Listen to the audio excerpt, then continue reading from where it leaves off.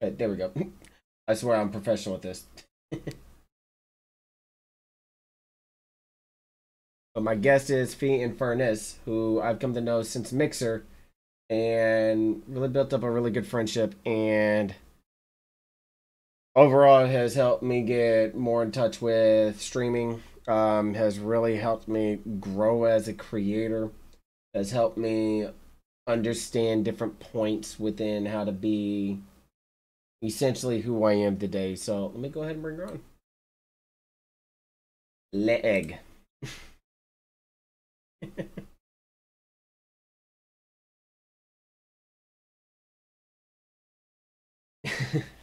Hold on, say something real quick. I need to make sure.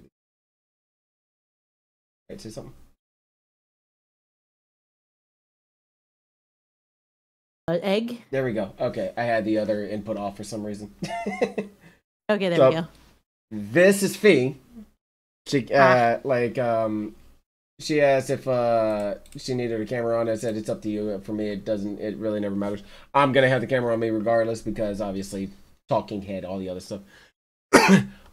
So a couple things that some people don't understand about the gaming and streaming relationship that me and you have is I was at a very, very, very low point within content creation and streaming.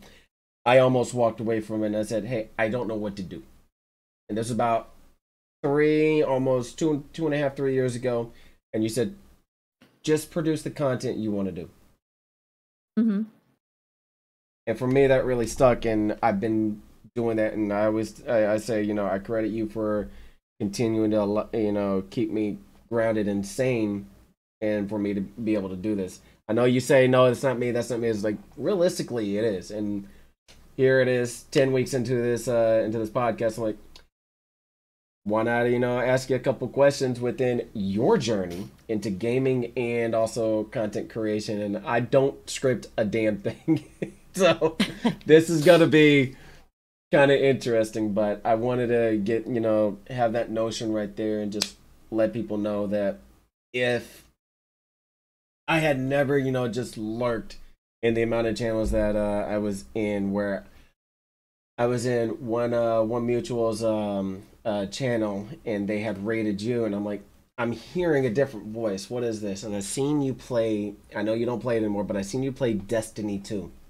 Like, all right, who's this badass mother trucker that's sitting there, you know, just having nothing but shenanigans within a game on a raid and then going right into a GM? Oh wait, they play Trials too. I'm just gonna sit here and vibe, and from there it just turned into a really good friendship. Yeah, that was a good day. I met some really good people, and you're definitely one of the good people in my life, honestly. I mean, so I'm really honored to have met you through our mutual and just to continue to do that friendship. So, first question I actually do have to ask, because I've been curious about this for a while. What was your first game that you actually sat down and really got that grasp on gaming? Are you talking about like just your first game, which kind of had that whole, whether it was board game, card game, video game, you name it? So this is gonna surprise people, but I'm gonna look it for those who have seen my face. So my first game that hooked me onto gaming, it was the NES. It was the OG NES. Nintendo For those who don't know what that acronym is, yep, Nintendo Entertainment System. That old bad boy. I was approximately 4 to 5 years old when I first touched my first console. And I first booted up the Mario Brothers Duck Hunt cartridge for the first time. And let me tell you, that's what got it going. That was especially, I just couldn't put it down. My parents, it was weird relationship with my parents and I when it came to gaming. They didn't expect me to be like so engrossed into video games as much as I have been, and with how much I fell in love with Super Mario Duck Hunt. And that point forward, I just started playing other things like Zelda. We got more Nintendo-based games, and then ventured into PlayStation, got into Kingdom Hearts franchise and other things, and then eventually made my way to Xbox. And then we just here now. We like at least, I think I remember correctly, 20 plus consoles down the road. We here now PC gaming, Yeah. and current genning. Yeah, many consoles down the road. I still have some of the old consoles sitting behind me too somewhere. EOE is kicking my ass today. That's understandable. Yeah, which it does every day. Anyways, so I also I grew up with the NES as well, but my first real exposure to gaming was, and I'm kind of gonna date myself back on this, was on the freaking Atari. Yeah, good old Atari. Yep, We and love then it. my parents got me the Sega Genesis, still the old cartridge system and everything else. My dad wanted to get the game F-22. Like, it was a little F-22 simulator type game. He got so pissed off he couldn't get past the training, and here I am flying missions and everything. He's like, "How'd you do that?" And I tried to explain to him, and he just couldn't get through it. Like, it's extremely wild to see how the consoles, which were built like brick houses, mind you, how they were built with the cartridge system to now basically everything's digital. Yeah. I'm pretty sure you remember, and everybody else can attest to this. Midnight releases. Yes. What was your first one you remember, and your last one that you remember for your midnight releases? Oh my lord! So the first midnight release, well, it wasn't my first, but the one I especially remembered, it was actually, hold on, let me think. This is it's gonna take me back. I told you I don't script anything. No, I get that. It's just been so long since I've even thought about releases. So, I'm trying to. I don't quite remember what my first midnight release was at the top of my head. Okay, your most notable one then. Okay, so it's not quite. I want to say my most memorable.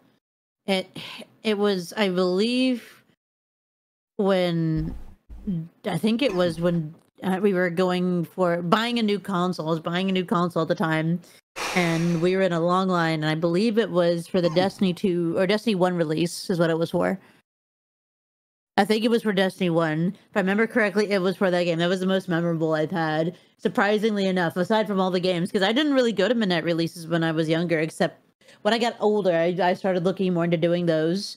So, because I had the ability to go out and wait when I did, but I gotta say Destiny 1 was the most memorable I had because of the friends that we all came from Halo. So we ended up waiting outside the GameStop that were nearby, and we ended up not only getting a new console that night, but we also got that game, and we were so excited to play together because we came from like playing Halo Reach and stuff like that. Yep.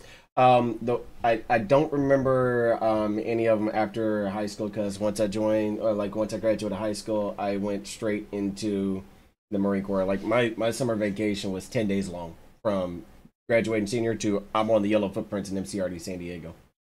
So I didn't, really have the opportunity or anything to really be able to wait in line, because 0530, green on green, you're in PT. Yeah. Especially after you get done with boot camp, your MCT training, and your schooling. You're with your unit in PT. Now, before I went into the military, I remember midnight release for Halo 2. That's a good one. My dad was pissed. Because here I am. I'm still, wanting the game. We get to the line, and I'm literally falling asleep standing up. We get to the front of the line, and he gets a little page before cell phones were, released for everybody. He gets a page saying he's got to be at work at 3:30. Well, it's 12:30 now, so he's got to be at work in 3 hours. But the fact that he was willing to make that little sacrifice to see the pure elation and joy on his son's face was by far one of the best things I could have ever been a part of. Because not only that, I was also able to make a really damn good friend who I still connect with, and I think you might even know his name. Icy Chiller, otherwise known as Weaver. Oh, hell yeah. Mm-hmm. Me and him have been friends on Facebook for a while. We've been gaming for God knows how long, and everything else. Actually, I don't think it was Halo 2, because I think Halo 2 released while I was on active duty. But I think it was either Halo 1 or Halo 2, one of the two. But I know that My dad was pissed. um, so within that, I know. Speaking of midnight releases and like stuff releasing on early hours and going to Destiny, and this is where I really got to know you within the gaming world and streaming was through Destiny. Now, I know of the situation within that side of the community. I'm not gonna bring that up, but what drew you to the game? It was honestly my friends originally. The whole Halo thing, because I played quite a bit back in the day, and I met. I mean, even my spouse through Halo, as well as another mutual of ours. And the funny thing is, like, it was such like a big deal at the time. Like, I just was the excitement of just the awe of the game and how they promoted it. And since we came from, you know, just from that franchise, we thought it was another like whole new world, a whole new world. You know what I mean? So, Yep. Speaking of which, I New would World, which say- is an Amazon game, they've released another new update with mounts and stuff. I'm actually contemplating diving into that, like to see what it's like. if you want to, sure, man. But, you I know. saw one of the mounts. It was like a wolf or something. Oh, wolfies! But Yeah. with Destiny, I didn't play much Destiny 1, so the reprise raids such as King's Fall, Vault of Glass, and Crota's Inn, it was a brand new experience for me. And I know for the, all Destiny 1 veterans like yourself, seeing the stuff that they kind of reworked a little bit, you're like, holy shit. It's like that holy shit factor. They updated stuff, they've updated the graphics, newer and harder mechanics. Like, take King's Fall, for example, before you stop playing. War Priest. Yeah. Holy crap. Yeah. Big difference in OG War Priest. Oh, yeah. And like going through and getting that experience for the first time and being able to get either a day one or week one clear and helping people be able to do that, because I know you've been a part of a few day one clears. You've gotten several week ones to include several Sherpas, and this is whenever I dove into Destiny 2. I had a good buddy of both of ours, Dirty Dirt, hit me up like, "Hey, have you ever ran a raid?" I was like, "No." So he sent me the invite. I had no clue that you were in there. I'm already playing. I'm like, "Hey, my name is Jeff. I'm scared." Because I didn't know what to say. I didn't know what to do. I was asking questions. You, yourself, Dirty, Drake, and a couple other homies, they were like, "No, you're doing the right thing. You're new at raiding. You're asking questions. You're needing help. You're saying, hey, do this." And I believe it was Scourge of the Past was the first one that I ever done.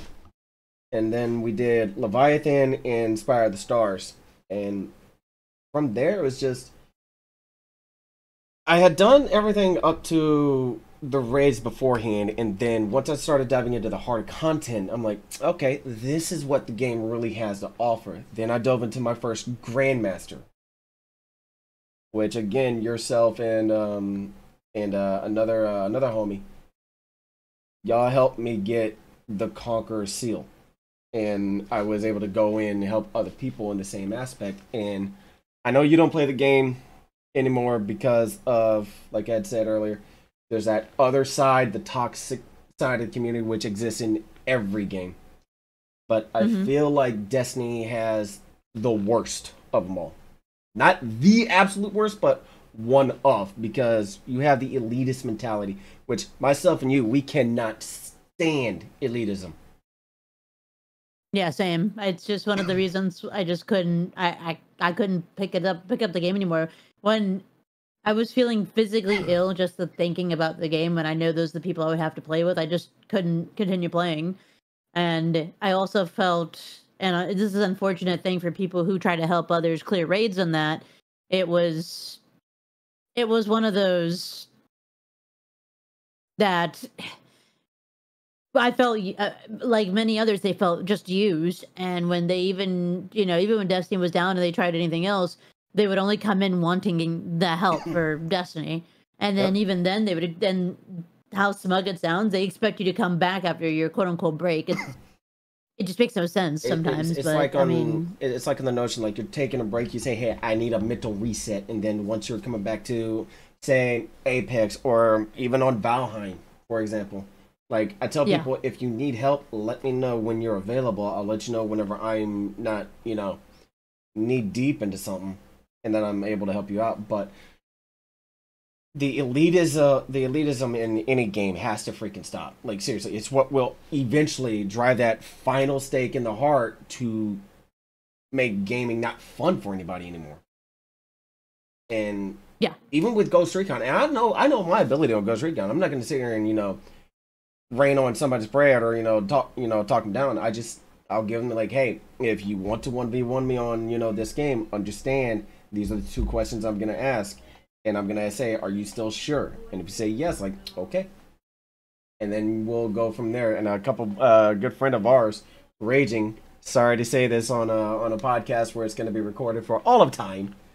He knows firsthand on my ability on that game. And he, to this day, regrets asking, hey, I want to 1v1 you and everything else. But it was all out of good fun. Even one of my, another good friend of mine, Black Ninja and Triple Psycho, they both know my ability on the game. They've seen me play.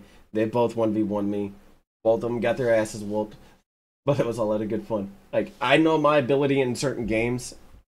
The Ghost Recon franchise is just, I'm basically a walking encyclopedia of it. Now, December will mark 9 years for me in the live content creation, or otherwise known as streaming area, but a decade into content creation for me. When did you start your content creation journey, recorded or live? So I started about 7 to 8 years ago, technically. Okay. And I went by another alias at the time as well, a couple of different. In fact, I've changed my aliases quite a bit, but I've stuck with the final one I've got currently. Yeah, I'm not gonna mention. I'm not gonna mention your name that you had told me for personal reasons and more on safeguarding reasons. Yeah, and trust me, it's not because of. It's more like I was unhappy with how it was turning out at the time. That's why the name change happened the way it did, because it was more akin to how it was closer to Xbox. Is why I kind of changed it to that and kept it to closer to that namesake, even though they'd also changed over time. But I digress. But it was approximately 7 to 8 years ago is when I technically started. Started on. I actually started through PlayStation, just streaming on that, and I was also very nervous doing so because it was one of the, I had very bad anxiety back then out of the many things. When I started, it was just because I would watch these YouTubers do content. So I wanted to try my own hand at it eventually because I was in such awe of how they would do such a thing. Yep. And with that, just hit the button on the PlayStation and just started streaming on the purple side, Twitch.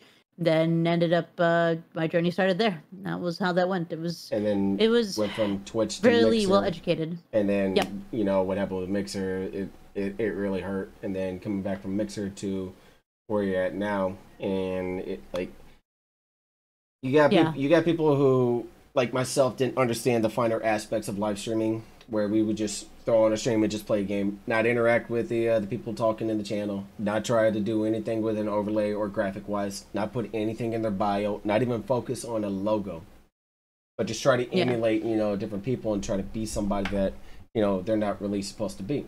Like, I've mentioned this multiple times, Dr. Lupo was my biggest influence in live, getting into the live streaming area. I would literally throw my Xbox on, stream from there, and just not care. Now, after going through and asking, hey, what do I need to change? And this is whenever I started learning more on Mixer with York Gaming or Fielder's Choice or even yourself, Margot Magic, The Lost Drake, several other partners willing, even Psycho Plays, willing to take the time to kind of guide me on how to actually dive into content creation in a live setting. Like how to be a true live streamer, where you're engaging with the chat, where you actually have stuff on there. And the anxiety factor is there for, just about everybody. I'll admit, everybody's like, oh, you look calm and collected. Do you know how long I sit here and have to psych myself up to hit start stream? I am here blaring music for a good 30 minutes to an hour to psych myself up to hit that button. So yeah, that's valid. And I may have gone and served 9 years in the Marine Corps, but I'm gonna tell you right now, this is the hardest damn thing I've ever had to do in any capacity. Mentally, because you're always curious if you're good enough to continue doing it. Physically, because sitting here for a while, it beats your body down. That's why I do my workouts in the morning. And then emotionally, because you deal with the highs, the lows, the rises, the pitfalls, and even the not so nice people that just want to see the world burn around you. Yeah, unfortunately. Yep. And it kind of brings me to my next question on that. Whenever you deal with something like that, how do you move forward? What? In reference of where you experience that extreme high and then the pitfall along with people wanting to see the world burn. Your highest highs and your lowest lows. So Yep. I would say the best way to describe what one goes through is it definitely hits hard. I want to make that clear. Your highest highs, you'll feel like you're on top of the world, and your lowest lows, you'll feel like everything is crumbling around you, like an avalanche or like a rock slide, or just the foundation from your feet just goes. But what I will definitely say is to handle. There's many ways you can approach that. The main thing, first and foremost, is make sure you are good mentally to continue what you're doing. Like, your mental health is the most important, vital thing out there. Even if it means you need to take a break, that is absolutely important to do for yourself. But also knowing that those people that try to harass and harm you in any way, and I've went through this many, many times myself, they want one thing, and that's the one thing. If they don't get it, then their objective fails. And the main thing is their attention to them is the biggest and most important thing. Number one. Number two, is they can't change who you are. You are you no matter what in the long run. So no matter what they try to caress you into a box or change you in some way, they can't do that because you are you, period. No matter how much bullshit gaslighting they will do to you, it ain't. There's no way they can, unless they can literally reprogram you like Metal Gear Solid brainwashing style. There ain't no freaking way. Like, even then, like, from, and again, MGS2, that one of the characters in there, I'm not going to spoil who it is, it literally has not changed because he's the same person. He's the same person through and through, and even even one of those games cheats where it tries to reprogram your character to do what they want to do. Like, you are your own person. I drive this into to everybody who I've ever talked to whenever they ask me, how do I get started into streaming? Well, I tell them, straightforward, and I don't sugarcoat it. I say, hey, it's rough. I'm going to tell you straightforward. You're going to experience a whirlwind of emotions going through this. Be prepared, especially whenever people say, oh, you shouldn't do this. If you are not, and I love the terminology in this, and I don't remember who it was that said this, and they are within they're within the content creation world. If you don't feed me, finance me, which means paying all my bills, manage me, or basically F me, I don't care what you have to say. Yeah, exactly. They don't listen. They're not like your significant other. They're not your mother. They're not your father. They're nothing.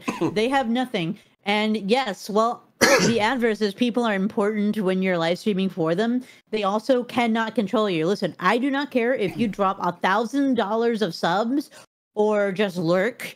But if you tell me how to do something without my consent, you are instantly removed out of my life. There is no way anybody can control you for what you do, what content you make, and how you do it. The only way people that control that is yourself and the audience that your target market is for. Yep. And yes, I said target market because it is legitimately a business. It is a business. And you can't, like, it's like going into a McDonald's spouting like, I like Wendy's. I want to promote my Wendy's product here. Sorry for putting brand names in here, but if you can, whatever. No, it's used as an example. Like, and I mean, as an example. Hey, if either one want to sponsor either one of us, hey, we're listening. Yes, I'll do that plug right there. I don't care.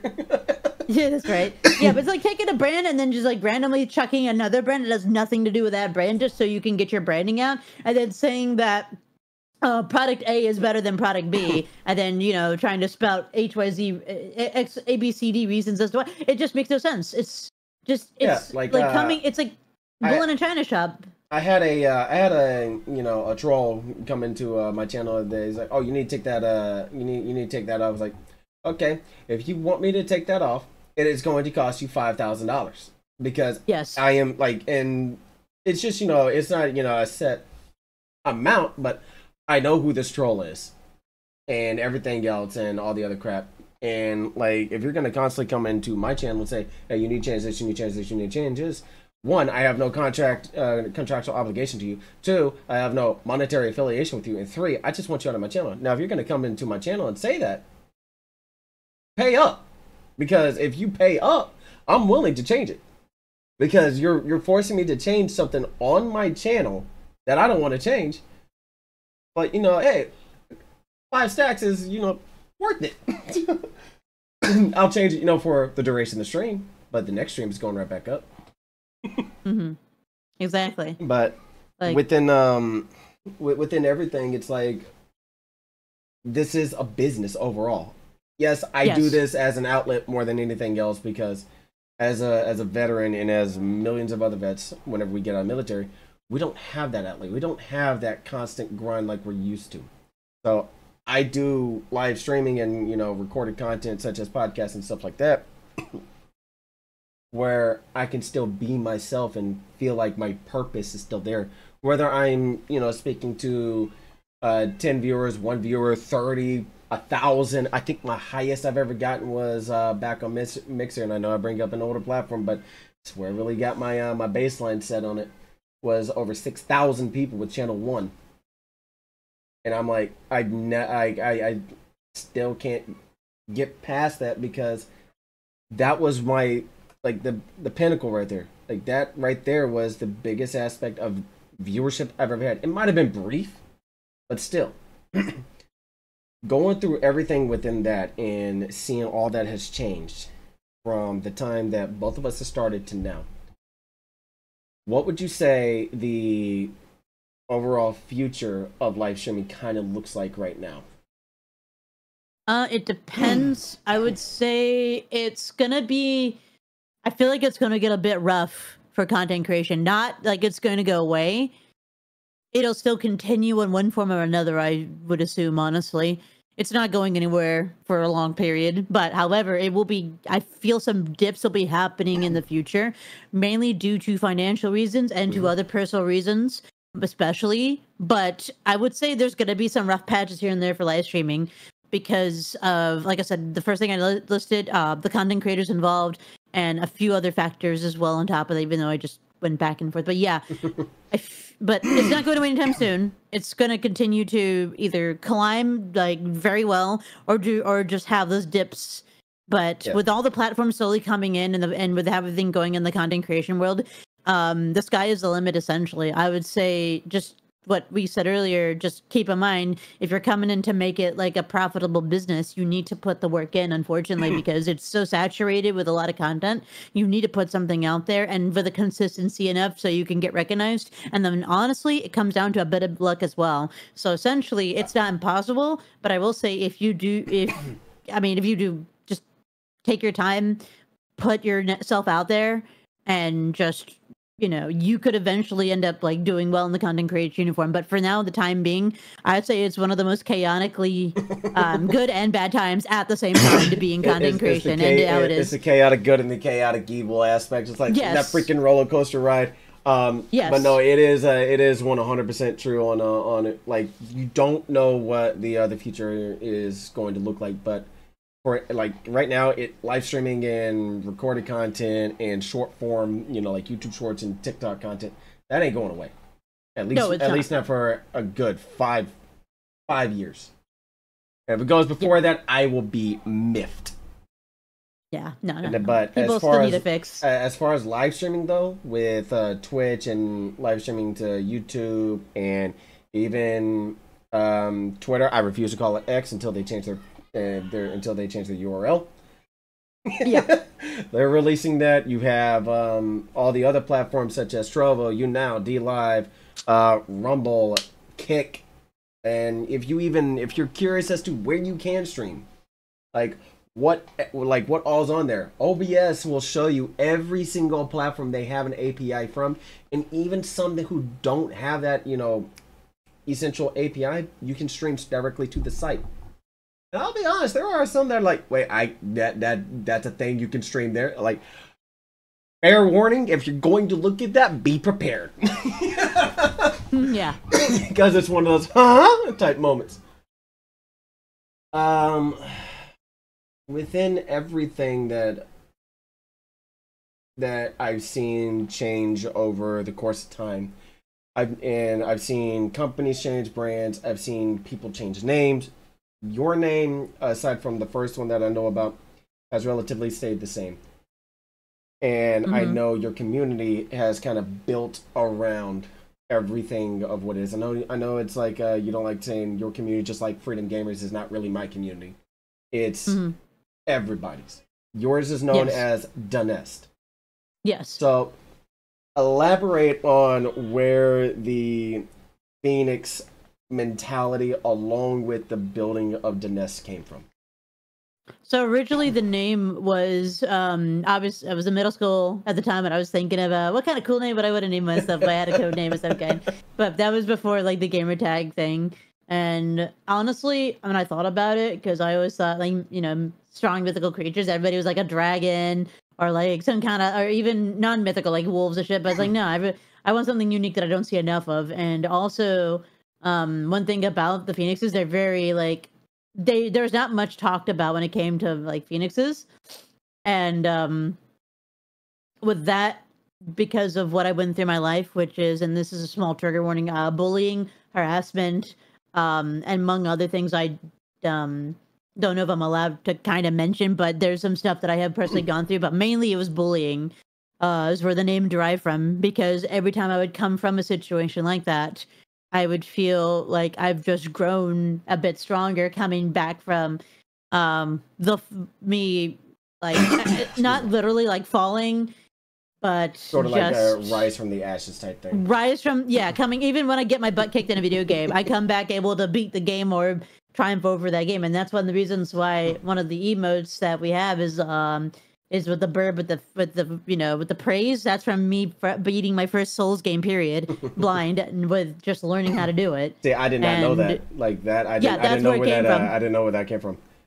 Yeah, that's from. So for those who don't know, if y'all have not played Dark Souls, there's a character named Solaire, and the reason why I had that made the way it was because A, Solaire was a very relatable character, and B, because of my journey through Dark Souls was like a very, it was very unique and special, along with the many other journeys that we have. Which, speaking of which, I want to continue with the theme and do more of that. But no, initially the name came from when games would be so tough for me, I couldn't beat them at the time. But when I come back, when I'm able to capability, feeling like I could do it, I come back and I can legitimately like turn them on their head and beat them silly sideways somehow with the power of stubbornness. And I would say anime and magic, I would say on my side. I don't know where, but somehow the stubbornness just gets too strong.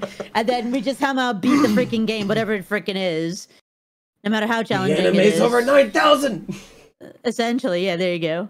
But that's kind of the idea where it came from. It was from that and me coming out of like the darkness that was what I was dealing with every day in my youth, dealing with harassments of many kinds, especially online harassment, and that's very real. That was also one of the reasons why I kept my name the way it was, because only it didn't like define me as, and honestly, I kept it like unisex because I didn't feel like going with something like Miss Shooter Gun Pew Pew Bang Bang at 360 XX.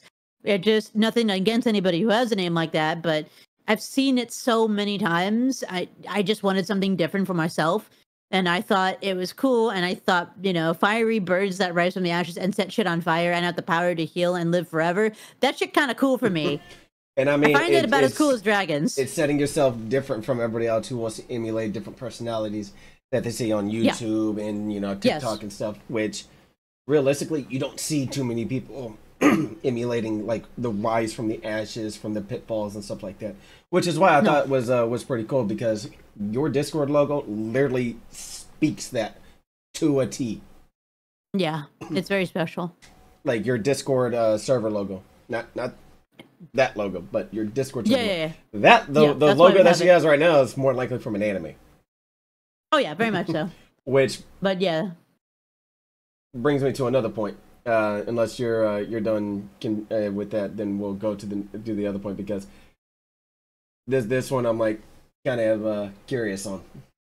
Oh yeah, just gonna finish up saying the nest was also kind of inspired from that. Like, I was thinking of like what would we call it? Like what would sound catchy or what would sound, but at that point I just said, you know what, frick it, we're just gonna call it something, and it just came into my head one day, and we just made it the nest because birds nests and people who come in to have like a space for their own. In a sense, it's like a safe space for like anybody who comes in and is just just looking for like a comfort vibe, and that was the idea behind it. Yep. Was a comfy safe space vibe, even though it has its wild sides to it, but it's still, I wouldn't trade it for anything. Wild There's is so many an good understatement. people. Like, Yeah. like there are some moments that they're like, holy crap. I appreciate every single one of those friendos who continue to come yeah. and who have been there in the past. Like, they are the best thing that could ever happen to me, period. But go ahead with your question. I didn't mean to. No, you're fine. Before I dive into the question, I'm gonna hit this. I'm gonna go ahead and state this straightforward. Your Discord, the nest is a safe space for everybody of every background, and obviously I've mentioned this in the past with several LGBTQIA plus friendos. I am old school. I don't associate myself with pronouns. However, and I have gone to bat with this, and this individual can attest to this. I will put my own name on the freaking line to defend my friends. Yes, he will. I don't care on your background. I don't care your race, religion, color, creed, sex, orientation, what community you're a part of. If you are being harassed by somebody and you are within a community that I'm a part of, I will literally put my my own name on the line, and I do not care because it's as simple as rebranding for me. Now, other people may not be in that aspect, in that situation where it'll cost them thousands of dollars to rebrand. For me though, because myself and several other people within Dines, we, kind of butt heads a little bit, but once we came to the mutual understanding of where where we are and our understanding of certain things, we're now really good friends. Like, yeah, I mentioned, I have an old school way of things where I don't associate with pronouns. But if you have pronouns, and I even said this in a previous episode in multiple times, if you have pronouns and I screw them up, let me know. I am adult and mature enough to sit there and grow and learn and be able to essentially say, hey, I'm sorry, I apologize, I'm human, I make mistakes. What are your pronouns? Let me correct this. I am willing to do that.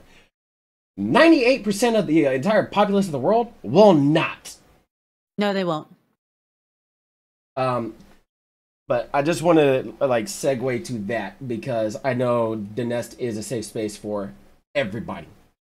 Not just, myself or you or the different people that we come across. It is a safe space for literally everybody.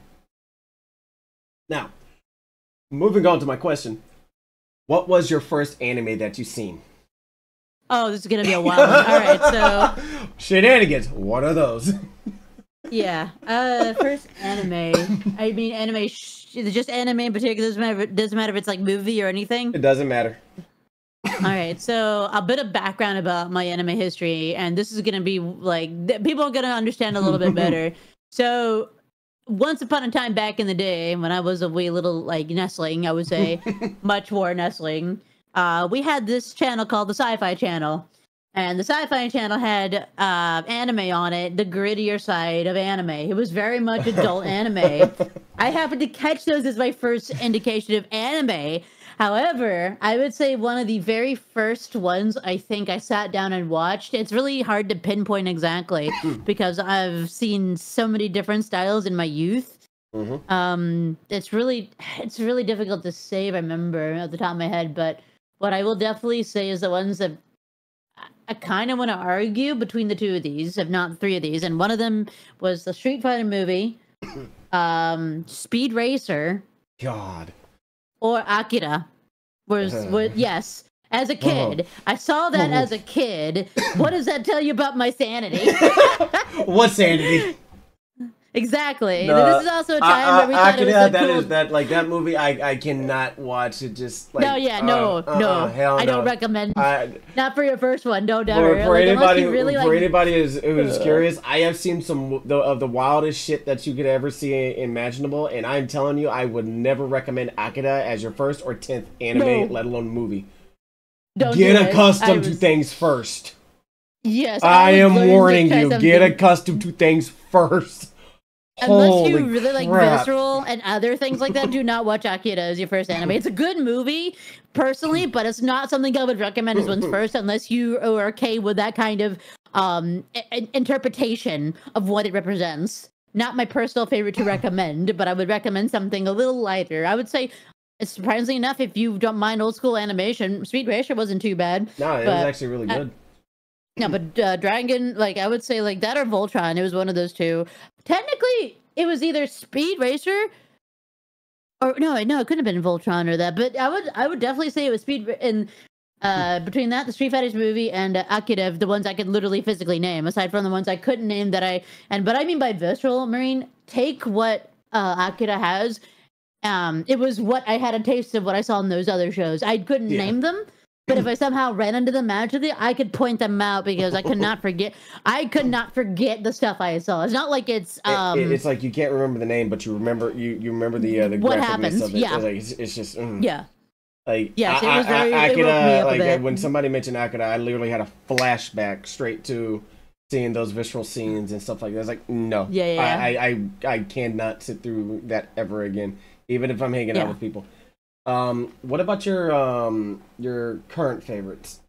And I say favorites, multiple Favorites plural. Okay. Because if I narrow it down to one, you're like, we gonna be here a while. Well, okay, so I'm probably gonna get some weird looks from people, and they're gonna question my sanity. But I just don't care. I'm gonna go ahead and name a couple that Sanity, I really like. what's that? Okay, so so one of my current favorites that I have watched recently, and I'm gonna read out the title. It's called Reborn as a Vending Machine. I Now Wander the Dungeon. I am not joking. That's the name of the show. That is on my watch list, by the way. It's so good and underrated. Along with, and I'm gonna read this out carefully. It's campfire cooking in another world with my absurd skills. And then another one I just started watching with my friend Alcove.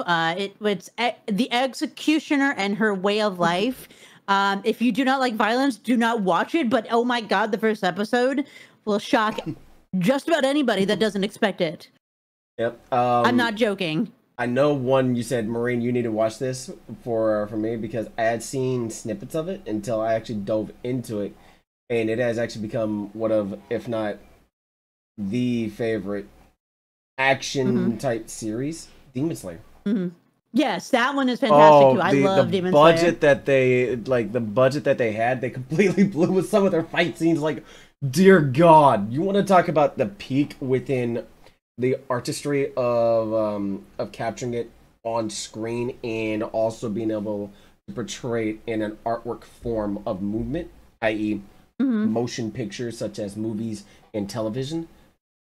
In my opinion, is the best representation that you could ever get because of the story, how good the combat sequences are, and just the narrative of it. Like, that I look for. I even sent their publicists and their representation people an email in Japanese and in Spanish. Not Spanish, English. Hey. I might have sent it in Spanish because I clicked translate to Spanish as well. But I always, whenever I do anything that's involving the country, like the originating factor of the country, I always do that language first and then English secondary. Which most people don't know is that's how you're supposed to do business in Japan anyway. So. Oh, true. There's another one. I also am a bit of a connoisseur for some Studio Ghibli. Another personal favorite of mine is Princess Mononoke. That was one of the first ones I watched, and that one will always be one of my personal favorites from I feel like ever. Like ever. It's just I just love how they did the story for that one. And it's a long movie. It's the only downside. It's just really fucking long. Sorry, really freaking long movie. You're good. I'm gonna have it set for not kids and mature content anyways. Gotcha. Do I care if it's That's monetized Howie. on YouTube? Hell no. Yeah, it's okay. Just send to me now. It's fine. I don't Nah, mind. I like honestly, there were f bombs left and right whenever I did the interview with Boogie. I didn't censor a Yeah. damn thing. Oh yeah, I fair, don't fair. like if you're going to censor speech in the way that it's presented, you're not really living up to things. Now I get there's rules and regulations and TOS and everything written, but in the context, speech is speech. Mm-hmm. Now, people are like, oh, well, I have freedom of speech. True, but you are not free from consequences. Correct. So if they're That's like, very we much can't true. monetize, it's like, all right, cool. Like I'm not gonna make any arguments on it because I read over things. I understand the consequences that come with it. Am I fine with it? Yeah, that's fine. I don't care. For me, it's just another way for me to ask people questions, especially whenever there's too much crap going on in the world where I don't feel like, talking about it and everything else, and then bringing on a really good friend of mine. Also a moderator. I'm a mod in your channel as well on 2 different platforms that I catch you on and stuff like that. But nah, with the gaming aspect and the streaming and being able to see some really damn good anime shows, like that's been absolutely amazing. One final thing that I wanted to ask. Oh yeah. When we use the term shenanigans, what do you think? What can I say? Shenanigans.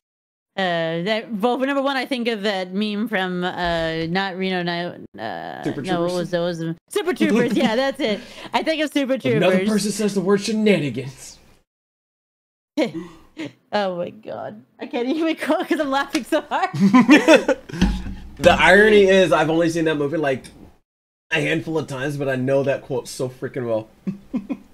Oh my god! Another Hey, person says shenanigans, restaurant. I'm gonna shoot them. Hey, Barbara, what's the name of that restaurant? All that shit on the wall. Oh, shenanigans? Oh. It was so freaking funny. When I think of shenanigans, it's literally a scale of 1 to. Actually, you know what? Here, I got the best. Hold on, can I do this? Can I work this magic? Hold on. Let me do this. It goes to a scale of 1 to. That's the best way to describe it. It's not a bad thing. Sometimes it can get kind of spicy a little bit. From every community's got there some gripes one deals with, and it happens. But other times it's just like meme worthy, like silly content that we just happen to make by just experimenting with all sorts of silly things in whatever we do, whether it's like creating content or just playing video games in general. Yeah, like and it just writes itself. like It's so good. I feel bad mentioning this because he's in the channel and he's gonna send me a DM or say this in the chat. But go back to when we were playing ODST the other night. Yes. And literally, as Q spawned, I grabbed the chain gun, I moved to the right, and the right bomb blows up directly on him. I'm like, target locked. Yes, that was funny. Like, that's the type of shenanigans we live for as, not just creators, but as gamers in general. Like, going raiding on Destiny 2 with Alcove, I'm always making sure that he's in front of me because of the eager edge. Yeah. And stuff like that. And now with Valheim, like Phee, I'm in trouble. Troll. 2-star, what the like being able to sit there and not just game with some really good homies, but also be able to have the dedicated server for Valheim, where not just myself and one other person, but a multitude of people are on there, and then being able to stream at the same time that both of us do, or even kind of like split, where I'll catch you at the later half, and you'll catch me at the earlier half, and be able to like tally over or roll over our viewership to each other and kind of help build each other up. And whenever it comes into the streaming aspect, and I think you'll agree with me on this, if you have people around you that are like-minded, and it doesn't matter the game, and it doesn't matter on the size of the creator, but they're genuine in what they do, and they're supportive towards everybody that they interact with, you can grow further and faster and far beyond what you ever thought possible. Yeah. That's how it should be. People should, especially if you're in the same group of friends. It's just like going to go to another friend's house to hang out with them. That's literally the idea behind streaming. In fact, that's one of the reasons why I started streaming, was like making a space that, just to play video games, no matter what they are, and just to have fun with each other, no matter what one goes through, even if they're having a bad day. That was the concept behind the streaming thing. And not just that, but also being able to, whoever is also in the friend group, like saying, hey, you shouldn't be afraid to try streaming, try it out, and then we will all support you, because we unconditionally want to support you as a streamer and a friend. That's why I'm very particular with the friends I have to this day, because not only I want to support the good friends that deserve it, I want to see the friends succeed and do well, no matter what they do, whether it's content creation or building a platform or whatever. But the concept is just to keep it like, not only like have each other grow, within each other, and keep growing our group in the same time. And also, we can just, and we can do some more really badass good things, like stuff. not Yes. just to build up, one massive community, and not just make connections all over the world, but another thing that's really big for both of us and several other homies that we know, charity. Like being able to raise money through streaming for charities. Like, I'm big for veteran organizations and communities, but at the same time, different causes that I feel need the attention. Like which one thing I will be doing is whenever it comes time for for the notion of it, the Trevor May project, and then going on for which I have something going on right now for Breast Cancer Awareness Month for October, and then November I'll have something for that entire month for veterans and stuff like that. Like, streaming isn't just about, trying to grow as large and as fast as possible or as far as possible. Essentially, that's the overall goal, is what we want to do, is to grow as large as we can. But it's also the other finer aspect where some people forget, it's getting a light on something that could really use it. Like an organization like the Trevor May Project, which they do amazing work. They have done amazing work, and they will still continue with the support of people. Or for Stack Up, which I've been able to participate in a couple of their stuff, and I'm still actively fundraising for them. Here it is, like 4.5, almost 5 years later. Wounded Warrior Project, another one that both of us have done fundraisers for. Fundraising and online streaming for the charity works almost go hand in hand, because you get to showcase different things that are going on. And essentially, it all ties back together with gaming. Yes, it does. And without gaming, you wouldn't have been able to connect with people across the country, let alone across the world. And without streaming, you wouldn't have been able to make friendships as deep as you have in the same aspect. And before we wrap it up, where can people catch your content? Well, I stream on a couple platforms, but you can catch me on twitch.tv/ Phee_Infernus. If you like that, you can plug whatever. You don't have to follow. I'll have the links and everything associated directly underneath, but this way that you can plug your own stuff as well, because it's something that, for me, I can you can catch it, like, I want it from the creator. Yeah, and YouTube, TikTok, and Kick.com. I'll be on all those platforms, making more content and other things for the friendos out there, not just from myself, but from all of us. That's to include the Shenanigan Lord too. Yeah, pretty much, essentially, yes. Like, if I'm never live and Phee is live and you hear my voice, you automatically know there are going to be some laughs. Some wild silliness. So you ain't joking, but I greatly appreciate you coming on. I told you nothing's ever scripted with me, just hip fire questions, which provide the best and honest answers. And yeah, anytime, man. For those watching, I'll catch you on the next one, and until then, y'all be awesome. All right, peace, gamers. Bye.